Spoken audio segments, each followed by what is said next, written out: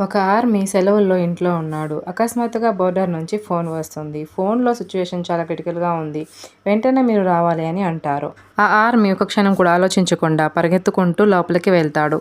తన suit case తీసుకొని army dress వేసుకుంటాడు. కానీ అవసరంలో ఒక చిన్న తప్పు చేస్తాడు. అసలైన తుపాకీ బదులు వాటర్ గన్ తీసుకుంటాడు.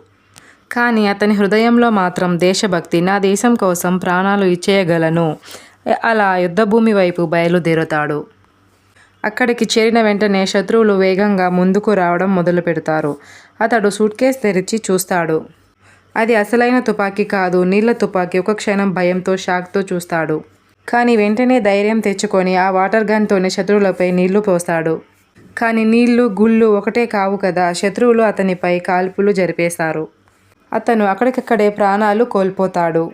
మరుసటి రోజు అతని కుమారుడికి ఆ వార్త తెలుస్తుంది. చిన్న పిల్లాడు మూలను కూర్చొని గట్టిగా ఏడుస్తాడు. నాన్న, మీరు ఎందుకెళ్లారు అంటూ ఏడవడం మొదలుపెట్టాడు. దేశం కోసం ప్రాణత్యాగం చేసిన ఆ ఆర్మీ కోసం ఒక లైక్ చేసి మన ఛానల్ని సబ్స్క్రైబ్ చేసుకోండి. Thanks for watching.